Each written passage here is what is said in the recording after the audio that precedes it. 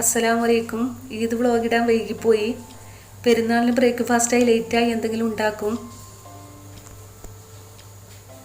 ഓംപ്ലേറ്റും പഴം വാട്ടിയതുമാണ് ഉണ്ടാക്കുന്നത്.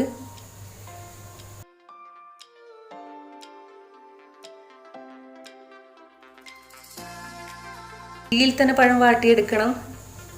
വാട്ടിയെടുത്ത ശേഷം ഇതിൻ്റെ മുകളിലേക്ക് കുറച്ച് പഞ്ചസാര വിതറിക്കൊടുത്താൽ നല്ല ടേസ്റ്റാണ്. ഇതുപോലെ തന്നെ കട്ടാക്കി എടുക്കണം.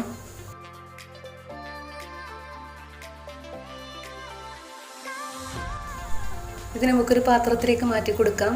മുട്ടയുടെ മുകളിൽ കുറച്ച് കുരുമുളകും ഉപ്പും വിതറി കൊടുക്കാം.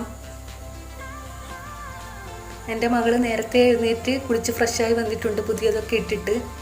അവൾക്ക് പെരുന്നാളിന് ഉറക്കം കിട്ടൽ കുറവാണ്.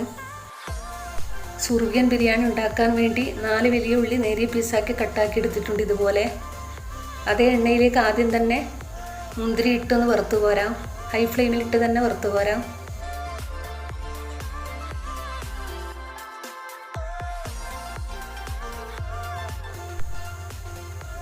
അണ്ടിപ്പരിപ്പ് കൂടി ഇട്ട് കൊടുക്കാം. രണ്ടും 1/4 കപ്പ് വീതമായിരിക്കണം. അതും വറുത്ത് കോരാം. ഇനി അതേ എണ്ണയിലിട്ട് ഉള്ളി ഫ്രൈ ആക്കി എടുക്കാം. ഗോൾഡൻ ബ്രൗൺ നിറമാകുമ്പോൾ കോരി മാറ്റണം, അല്ലെങ്കിൽ ഉള്ളിയുടെ ടേസ്റ്റ് മാറും.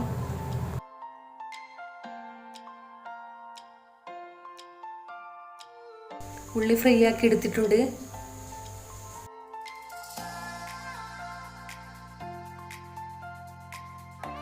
അണ്ടിപ്പരിപ്പ് മുന്തിരിയും ഫ്രൈ ആക്കി എടുത്തിട്ടുണ്ട്. ഇനി ഈ ഉള്ളി 3 ഭാഗമായി തിരിക്കാം. അതിൽ നിന്നൊരു ഭാഗം എടുക്കണം. എന്നിട്ട് അതിലേക്ക് ഒരു വലിയ കഷ്ണം ഇഞ്ചി, 10 അല്ലി വെളുത്തുള്ളി, 1 ടേബിൾ സ്പൂൺ മല്ലി, 1 ടീസ്പൂണ് മഞ്ഞൾപ്പൊടി, 1 ടീസ്പൂൺ മുളക് പൊടി, 2 ടീസ്പൂണ് ബിരിയാണി മസാല, ആവശ്യത്തിന് ഉപ്പ്, 1 ടീസ്പൂൺ കുരുമുളക്, 1 കപ്പ് തൈര്. ഇതെല്ലാം കൂടി പേസ്റ്റ് രൂപത്തിലൊന്ന് അരച്ചെടുക്കണം.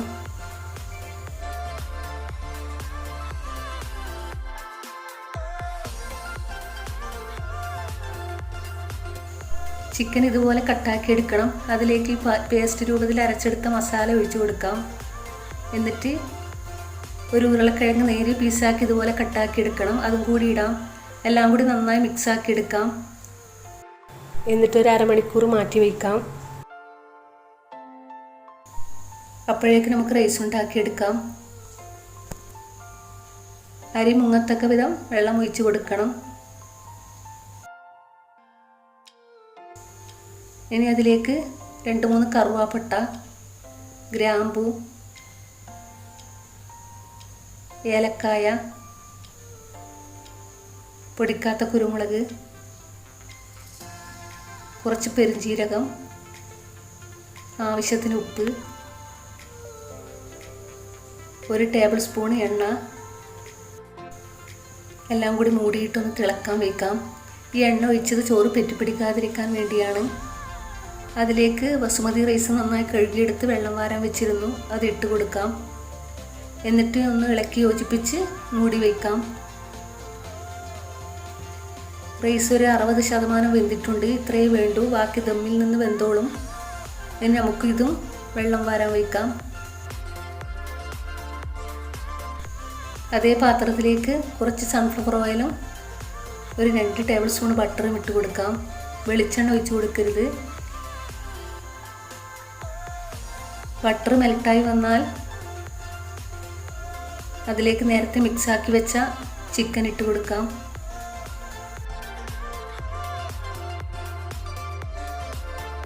എന്നിട്ട് അതിൻ്റെ മുകളിലേക്ക് കുറച്ച് മസാല ബാക്കിയുള്ളത് കൂടി ഒഴിച്ചു കൊടുക്കാം.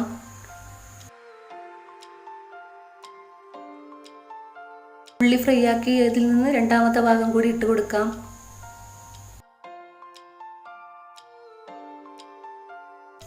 എന്നിട്ടൊന്ന് ഇളക്കി കൊടുക്കാം. ലോ ഫ്ലെയിമിൽ തന്നെ ആയിരിക്കണം. അടിയിലൊരു മൂടിയോ പഴയ തവയോ വെച്ച് കൊടുക്കണം, അല്ലെങ്കിൽ അടിക്ക് പിടിക്കും. അതിലേക്ക് വെള്ളം വാർത്തിയെടുത്ത ബസുമതി റൈസ് കൂടി ഇട്ട് കൊടുത്ത് എല്ലാ ഭാഗത്തും എത്തിക്കാം.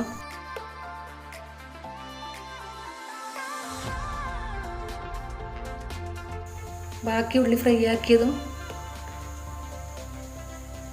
കുറച്ച് കളർ പാലിൽ കലക്കിയെടുക്കണം, അല്ലെങ്കിൽ മഞ്ഞൾപ്പൊടി ആയാലും മതി. പിന്നെ കുറച്ച് മല്ലിയില കുറച്ചധികം വേണം, ചെറിയ പീസാക്കിയത്. അണ്ടിപ്പരിപ്പ്, മുന്തിരി എല്ലാം കൂടി ഇട്ട് കൊടുത്ത് ഒന്ന് മൂടി വെച്ച് ഒരു 45 മിനിറ്റ് ലോ ഫ്ലെയിമിൽ വെച്ച് കൊടുക്കണം. ഇനി നമുക്ക് പുഡിംഗ് ഉണ്ടാക്കാം. ഒരു പാക്കറ്റ് പാല് 1/2 ലിറ്ററിൻ്റെ, അതിലേക്ക് 1 ടീസ്പൂൺ ഗീ ഇട്ട് കൊടുക്കണം. 4 ടേബിൾ സ്പൂൺ പഞ്ചസാര, 2 ടേബിൾ സ്പൂൺ റവ, വറുത്തതായാലും അല്ലെങ്കിൽ കുഴപ്പമില്ല. ജലാറ്റിനോ ചൈന ഗ്രാസോ ഇല്ലാതെ ഹെൽത്തിയായ ഒരു പുഡിങ്ങാണിത്. ട്രൈ ചെയ്യാൻ മറക്കരുത്. 2 ഏലക്കായ ഇട്ട് കൊടുക്കാം. എന്നിട്ട് എല്ലാം കൂടി ഇളക്കി യോജിപ്പിക്കണം. ലോ ഫ്ലെയിമിൽ തന്നെ ആയിരിക്കണം. കുറുകി വരുന്നത് വരെ ഇതുപോലെ ഇളക്കി കൊടുക്കണം. നന്നായി കുറുകി വന്നിട്ടുണ്ട്. ഇനി നമുക്കിത് ഓഫ് ചെയ്യാം. കൈക്ക് ടിന്നെടുത്ത് അതിലേക്ക് ഗീ തടവി കൊടുക്കണം. എല്ലാ ഭാഗത്തും എത്തിക്കണം.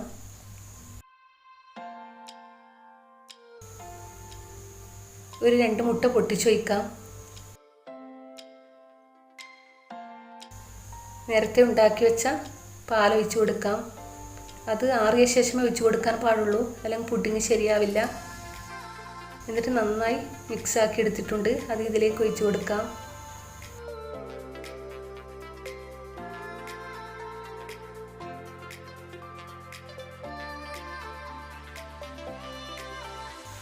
ഇഡ്ഡലിത്തട്ട് വെച്ചെടുത്തിരുന്നു, അതിലേക്ക് ഇത് വെച്ച് കൊടുക്കാം. വെള്ളം നന്നായി തിളച്ചിട്ടുണ്ടായിരുന്നു. ഒരു 40 മിനിറ്റിന് ശേഷം നമുക്കിത് വാങ്ങാം. ഒരു ടൂത്ത് പിക്ക് കൊണ്ട് കുത്തി കൊടുത്ത് നോക്കാം. പുഡിങ് നന്നായിട്ടുണ്ട്. 45 മിനിറ്റിന് ശേഷം ദമ്മിട്ട സുർബിയൻ ബിരിയാണി എടുത്തിട്ടുണ്ട്. അതൊരു പ്ലേറ്റിലേക്ക് മാറ്റാം. നല്ല ടേസ്റ്റിയായ ബിരിയാണിയാണ്. ഇതിൻ്റെ കൂടെ സാധാ ബിരിയാണി കൂടി ഉണ്ടാക്കിയിരുന്നു, ചിക്കൻ ഫ്രൈ ആക്കിയിട്ട്. അതിൻ്റെ വീഡിയോ ഞാൻ ഇട്ടിട്ടുണ്ടായിരുന്നു. കുക്കറിൽ മസാല ഉണ്ടാക്കിയ ചിക്കൻ ബിരിയാണി എന്ന് പറഞ്ഞിട്ട്. അത് നല്ല ടേസ്റ്റിയാണ്. ഇത് കഴിക്കാത്തവർക്ക് വേണ്ടിയാണ് അതും കൂടി ഉണ്ടാക്കിയത്. ഇത് സുർബിയൻ, അത് ചിക്കൻ ഫ്രൈ ആക്കിയ ബിരിയാണി.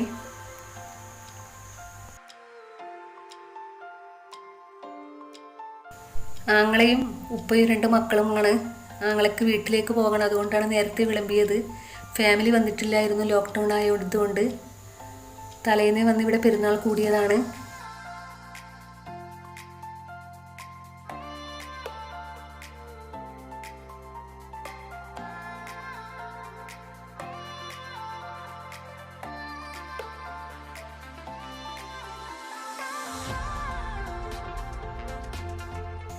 ബിരിയാണി കഴിച്ചു കഴിഞ്ഞ് മകൾ പുഡിങ് കഴിക്കുകയാണ്. അവൾക്ക് നന്നായി പുഡിങ് ഇഷ്ടപ്പെട്ടിരുന്നു. നല്ലൊരു പുഡിങ്ങാണ്, ഹെൽത്തിയായ പുഡിങ്.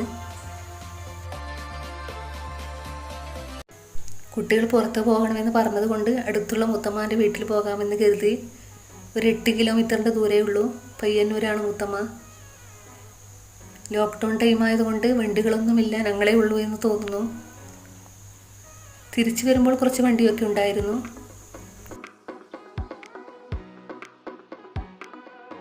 വരുമ്പോൾ പാലത്തിൻ്റെ അടുക്ക് എത്തിയിട്ടുണ്ട്. വേറെ എവിടെയും പോയില്ല. സാധാ ആങ്ങളുടെ വീട്ടിലൊക്കെ പോകുന്നതാണ്. ഇപ്രാവശ്യം ഒന്നും സാധിച്ചില്ല.